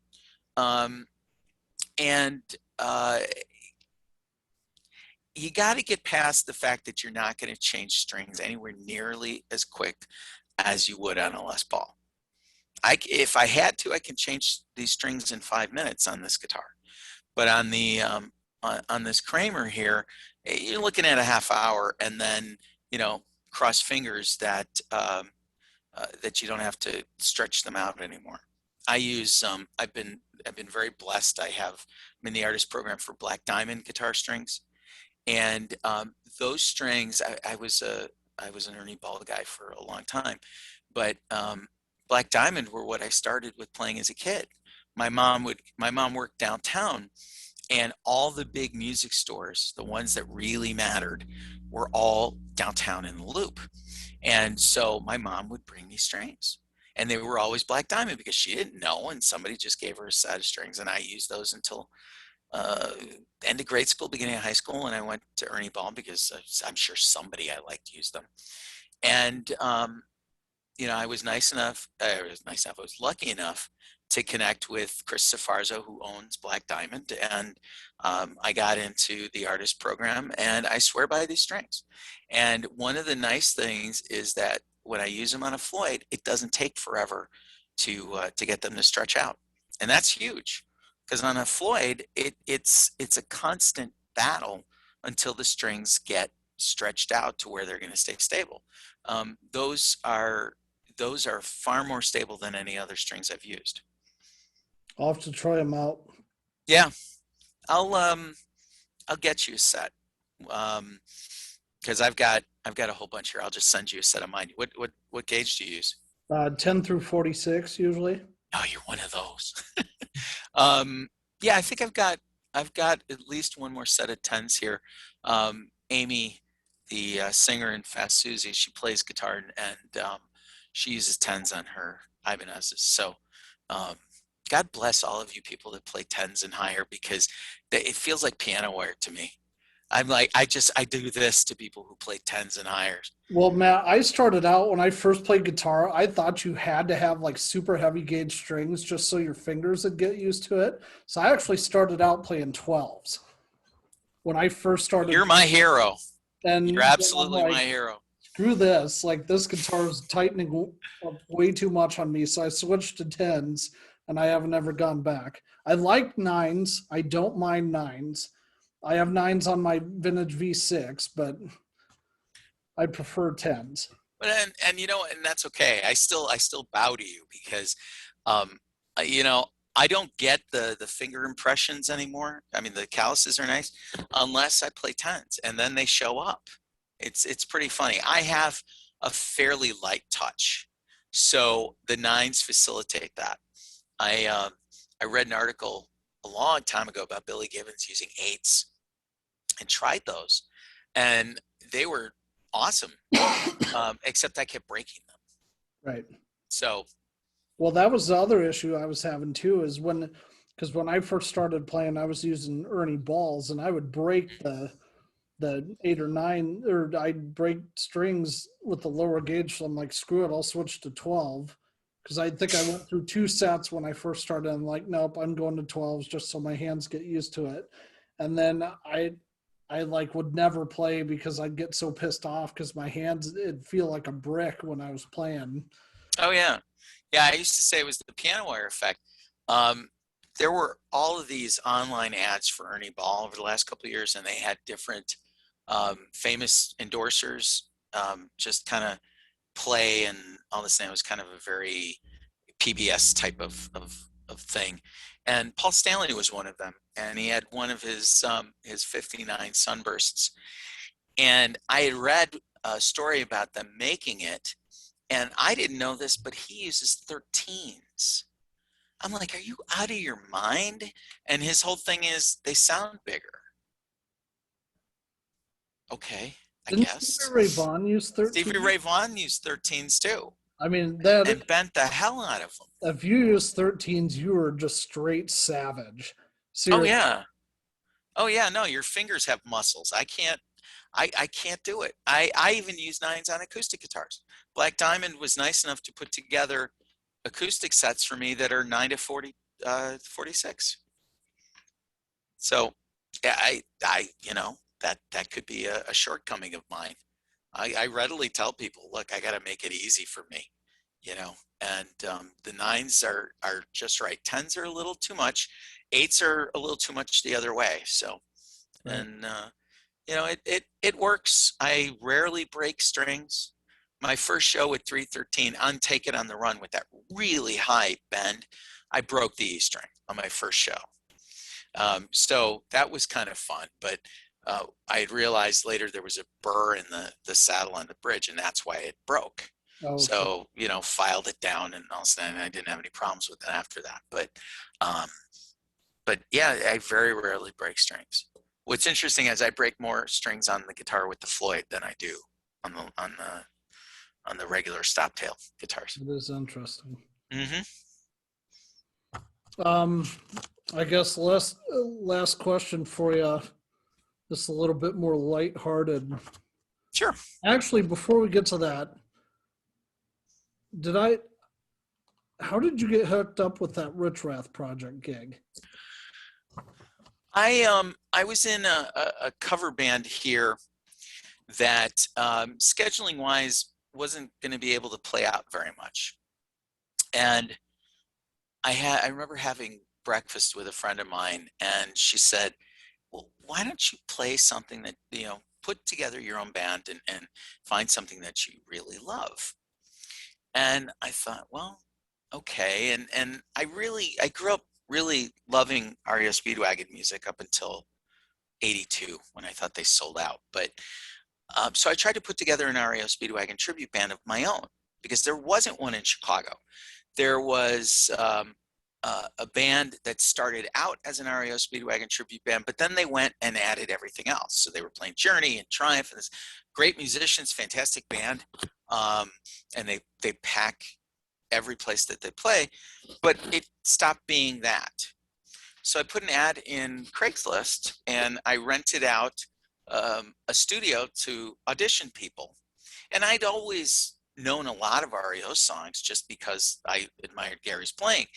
And I was about to give up because I literally went through about 50 people, and nobody was anywhere near what I'd hoped or wanted, the level of musicianship to play with. And out of the blue, Michael, the singer, emailed me because he saw the ad. He and the keyboard player had seen the ad and said, call me. I was the singer in Gary's band, and he lives in Milwaukee. And I went up for the audition, and they will tell you that I got the gig because I did this and nobody else did. Gary used to do this what I called the Stutter Step, which was, okay. And that was everywhere in his playing. I didn't do it any justice, but, and I was the only one that did that. We did, the first song that we did in my audition was Riding the Storm Out, and it's in there. And they were impressed, and I actually got the gig just because I did that. And I came in with the 70s Marshall. The guy before me, who I got to a little bit of an understanding, he didn't fit. He very much was like Steve Vai playing REO Speedwagon. He had a pedal board a mile wide, PRS guitars. There was no authenticity to it at all. And just because of the type of player I am, the authenticity was there, and it wasn't even intentional. And the only pedals I used in that band was a wah-wah. And if the room was dry and the amp needed just a little bit more of a push, I had a Boss Overdrive that had almost no drive on it, just a little bit more volume than when it was off. And that would compensate for, if the room was kind of dead. But that's all I ever used. And that's how I got in the band. And then I discovered that this band actually was Gary's band when he quit REO and recorded an album and went out on the road. And they all live in Milwaukee. And I live in the north suburbs of Chicago. So it's a little bit more of an hour drive. So it's not too horrible. You could spend an hour going from where I live into the loop in rush hour. So it's not that big of a deal. So I did that for 2 years, and it was an honor. It was fun. It was interesting. It was crazy. But I grew tired of it. I wanted to do something more. I wanted to do something I actually had a part of. So that's why this band is resurrected, if you will. The tagline that we always had used to describe ourselves was rock and roll to save your soul. And so my hope is that we get out and play this year, because I had tagged it as the Salvation Invasion 2021. So we'll see. I have all the marketing ideas in my head, and just how quickly we can get tour jackets and t-shirts to people and things like that. So we have stickers though. Well, I want one for my guitar case. All right. send me your information. I'll get a couple out to you. Sure. Yeah, no Cool. problem. So last question, man, unless Yes, sir. you got something you want to talk about, what's in your CD player right now? A variety of things. I am a huge Whitesnake fan. If we're going to stay rock and roll, I'm a huge Whitesnake fan. There isn't really anything that I don't like. But I sometimes listen to things out of left field. I'm a huge fan of Carole King. I think she's probably the country's greatest songwriter. I get a lot of eyebrows about that, but I'm fine with that. Bonnie Raitt's the same way for me. Bonnie Raitt is great. I love her blues playing, the slide playing. I can't play slide to save my soul. One of the covers that we had been doing was a blues song called Sinner's Prayer. And we were doing a Joe Bonamassa version with a singer named Beth Hart. And he's playing slide all over it. And I've tried and I just can't do it. The closest thing I can do is like a can of pop or water and sliding it like that. But I can't play a regular slide. There's a blues player that I'm friends with on Facebook named Joanna Connor. And she's amazing. She's famous in the blues world, but she's a hell of a slide player. And I hound her every once in a while to teach me how to play slide. I saw her years ago at the Cedar Rapids Freedom Festival. Okay. She lives here in Chicago. And it's funny because there are a lot of blues players around me. And I've not really, except for Joanna, I've not bugged them to teach me how to play. Because that's one thing that I've never been able to get down, is how to play a slide properly. Other things I'm here. Wait, I'll tell you right now. It's actually on the phone rather than on my on Spotify. Nice. Well, no, this is just in my music library. So I've gone back to. Well, I've got a ton of Gary Moore. I do recommend, if you want to know Gary Moore's playing in a nutshell, he spent a couple of years in Thin Lizzy. Yep. And there's a video called One Night in Dublin, which was a concert the night that the Phil Lynott statue was unveiled in Dublin. And it is essentially Gary with the bass player from his solo band, Brian Downey from Thin Lizzy on drums, and all the guitar players except John Sykes, who were ever in Thin Lizzy. And most of the set is Thin Lizzy. Like he starts out with Walking by Myself, the blues song, and ends with Parisian Walkways. Okay. Which is my Johnny the Fox and Jailbreak and stuff like that. They didn't do Johnny the Fox. They do all these songs you know. Okay. And it is a clinic on Gary Moore. Nice. And that's something. I have the audio from the last the Zeppelin reunion show in London. I was a late bloomer to Jimmy Page. He absolutely amazes me. I recommend the movie It Might Get Loud, because it's 3 guitar players. It's Jimmy, the Edge, and Jack White. Yeah. And they talk about their upbringing on guitar, and they talk about a little bit about gear and how they get their sounds.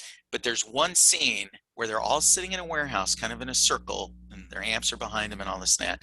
And Jimmy teaches them how to play Kashmir. And the Edge is looking at Jimmy like he just saw the coolest Christmas present in the whole world. And for that alone, it's worth watching. Nice. Yeah. I have, what else do I have? A lot of old stuff, a lot of Humble Pie. That One Night in Dublin, sorry, let's... Mm-hmm. How recent is that? Because one of my top 5 favorite guitarists is Damon Johnson from like Brother Kane. Oh, Black Star. Yeah. Thin Lizzy for a long time, so I'm wondering. The second version of Thin Lizzy, the rebranding of Thin Lizzy. Yeah. So like what I'm doing with Fast Susie, they're doing with Thin Lizzy. Right. I think Scott Gorham, I think, is the only original member in that Thin Lizzy band. No, this goes back to I can't remember. If you Google the year that the Phil Lynott statue was unveiled, that show was that night. Okay. So I'm gonna say 2000, something like that. Oh yeah. I that mean, would've Thin been a little Lizzy before that. was gone then. I mean, Thin Lizzy didn't exist when Phil died, and Okay. it was only maybe 5-6 years ago. You know, and a lot of people question about you know, whether that was a good enough thing to call him Thin Lizzy, because Scott Gorham was the only one in the band. Vivian Campbell was in that band, and you know, I don't know if Brian Downey played drums in that band or not. Yeah, I don't know. Um, No, that would but have been when Damon was playing for Alice Cooper then.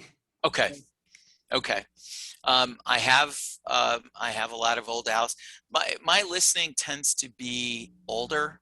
I am digging Wolfgang Van Halen's 2 songs that are out, and I can't wait for that whole album to drop. I didn't know he had stuff out. That's awesome. Yeah, the name of the band is Mammoth WVH, and the first song was a song in a video, and it's basically a tribute to his dad. Okay. Yeah. I'll look for that. Thank you. Yeah, no problem. And I'm listening to Randy Rhoads era Quiet Riot. Okay. Nice. Which is really different, especially if all you know is Mental Health, because it was a little poppier, but you can hear Randy like right before he exploded, because there are Quiet Riot songs and there are riffs in those songs that wound up in Ozzy songs. And it was like the beginning of the guitar player that he became in Ozzy's band. Right. Yeah. So a little bit of Van Halen here and there. I used to call them the big 3 of LA: Randy, Eddie, and George Lynch. And yeah, the funny story here's a funny guitar story. I don't know how up to date or how much you know about Ed and some of the stories that he told, but before they got signed, you know, he was doing the tapping thing. And I laughed because Ace Frehley was doing the tapping thing about the same time, except he was using a pick instead of his finger. Oh, okay.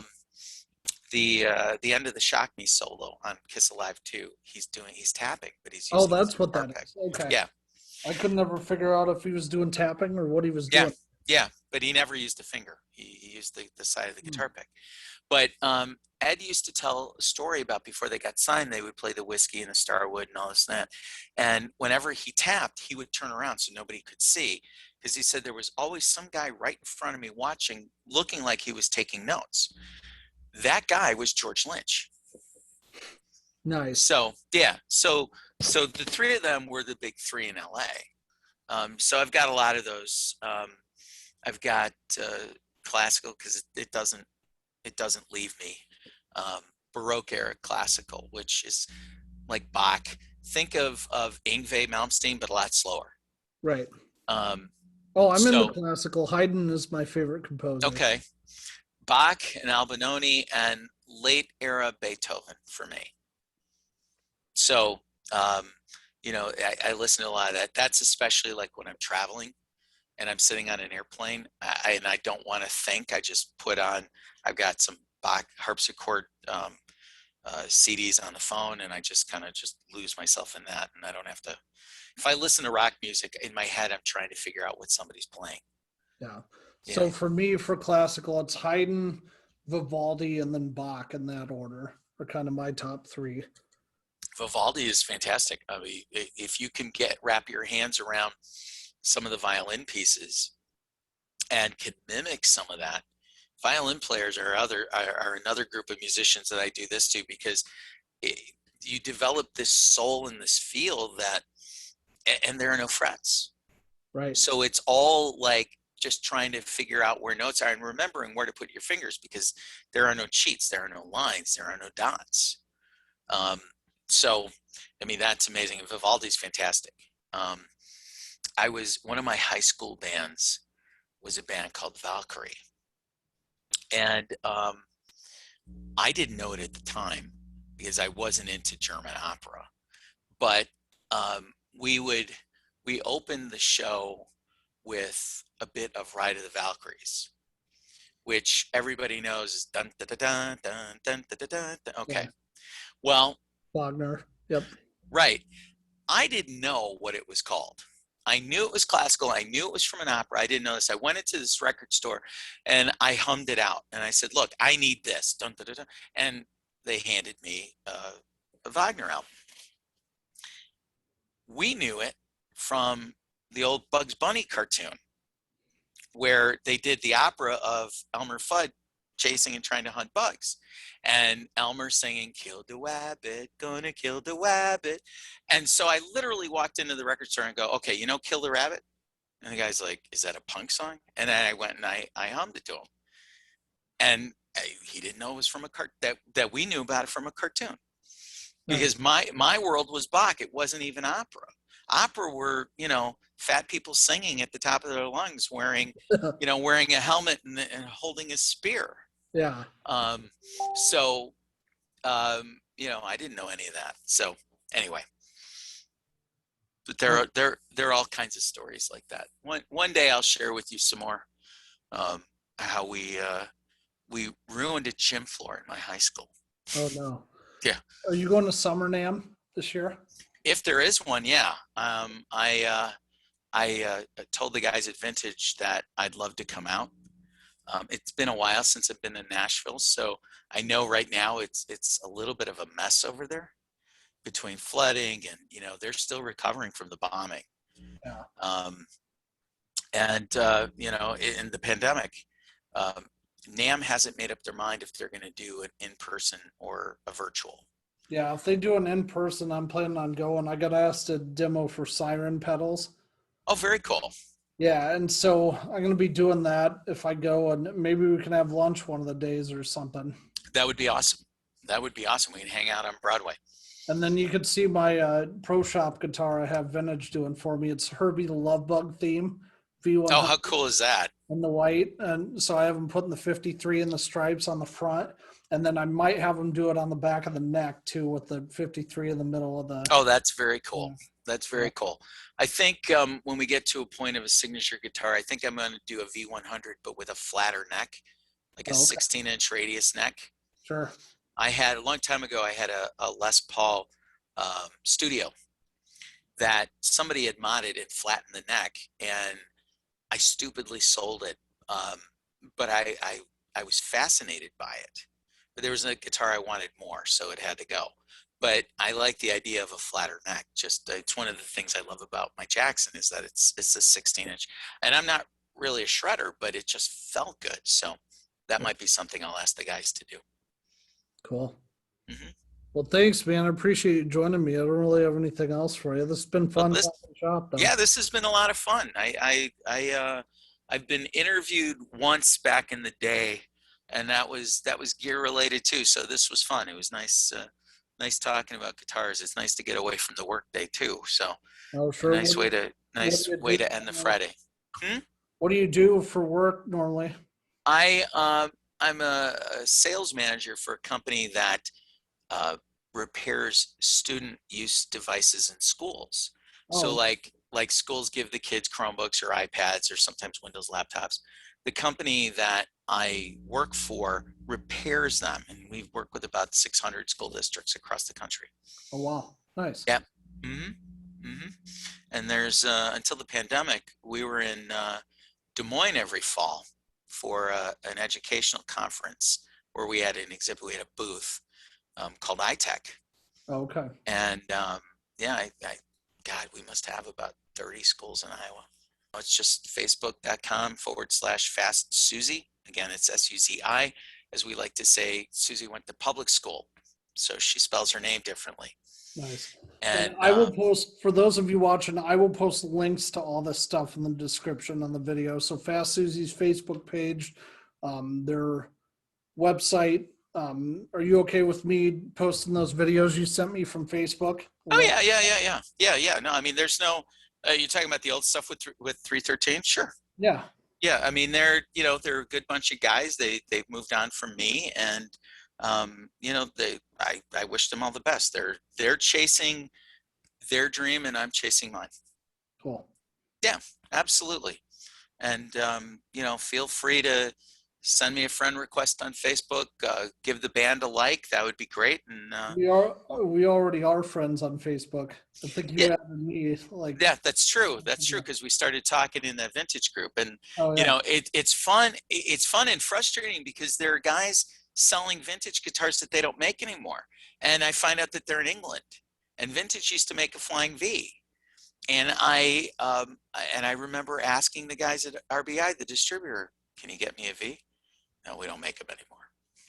"Okay, fine." Well, same thing with like that acoustic that Paul Brett, I think is his name. Yeah. Raven acoustic with like the weird shaped sound hole in it. Mhm. I want one of those really bad. Like that's the best sounding acoustic I've ever heard. But in order to get it from England, I have to pay like 600 quid plus another 240 quid for shipping.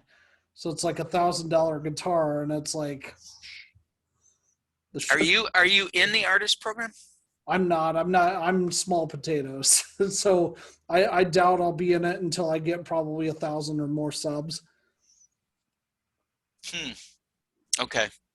Well, let me, like I said, I'm tight with the distributor here, and let me see if I can get one for you. I appreciate it. Yeah, because it would, if it's available in the U.S., there are some vintage models that are not available in the U.S. I don't think it is. I don't think it is. That's part of it. But Okay. and yeah, I mean, I've talked to Rick because he and I are corresponding about that Herbie guitar, and he's Okay. Rick Taylor is one of the coolest guys you'll ever know. Yeah. He is very responsive. Anytime I've emailed or called him, he picks up. He's a great guy. I mean, compared to some of the other people that are in the artist program, I mean, for gosh sakes, Mid-Year from Ultravox is an endorsee. There are people that all the guitar players in Paul Stanley and Gene Simmons and Ace Frehley's solo bands are all vintage endorsees. Oh, really? There's I knew certainly, yeah. I didn't know Paul's were though. That's cool. Not Paul, Gene. Gene, that's what. Yeah. Sorry. Yeah, and I mean, those guys are higher up the food chain, but Rick has always responded. He's a great guy. They're great guitars. I would urge everybody watching this to go check it out, find a vintage dealer, and go check it out. They are some of the best guitars I've ever played. Yeah, same here. I have a buddy that's a hardcore Gibson snob, like almost refuses to try everything else. And he tried my Silverburst, and he's like, "Are you freaking kidding me?" Mm-hmm. And I'm like, "No, I'm not, dude. Like, there's other stuff out there that's, in my opinion, just as good." And he's like, "Dude, you got to sell this to me." I said, "No way in hell, man. They only." No, that's a collector's item. I couldn't even get one. I remember asking Rick right after I heard they were coming out. And he's like, "They're all gone."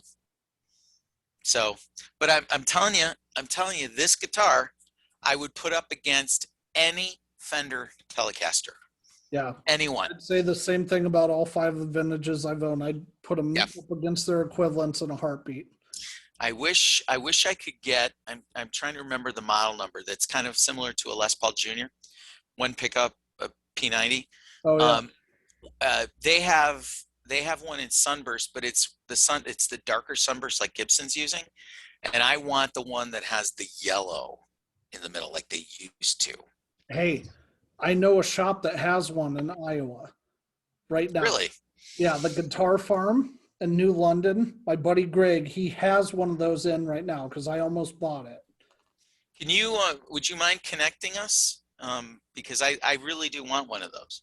No, I'll tag you in a post with or invite you to like his page. Okay, perfect. Send them a message where it's like all 3 of us. Yeah, I mean, that's my favorite color for a junior style guitar.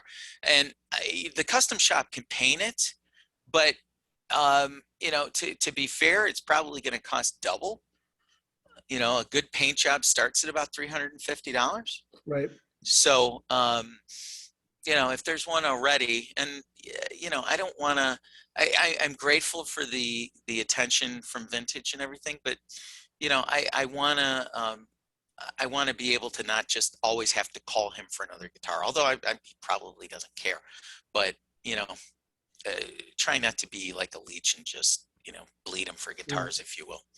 Right. No, so, I'll hook you up with Greg because last I knew He posted something a couple days ago. A guitar he got in used, and that TV yellow one was sitting right behind it still. No, not TV yellow.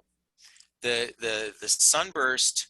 It's a sunburst where it's almost black on the outside, but then it goes to a really bright, almost yellow. It's a burst. Oh, okay. The TV yellow is a completely different thing. Yeah. Yeah, no.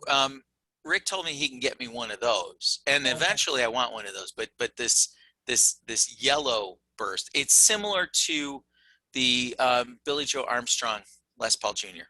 It's the same color. Or the one that Leslie West used to play all the time. Exactly. Okay. Yeah. Yep. Yeah. And Bruce Kulick from Kiss used one that had a humbucker put in instead of the P90 on I think it was the Hot in the Shade tour, where they were all they went back to Gibsons, and Paul was running around with Les Paul traditionals. Those were 9.5, 10-pound guitars. God bless him. So, yep. But anyway, this has been great. I really appreciate it. Thank you very much. And thank you for coming on with me. Yeah, and to all of your viewers, thank you. And come visit the Fast Susie page on Facebook, and go to the website, and we'll eventually have dates up there once things loosen up and we're ready to go. Sounds good. Great. Thanks everybody for watching, and this has been another episode of Creator Spotlight. Thanks so much. Thank you.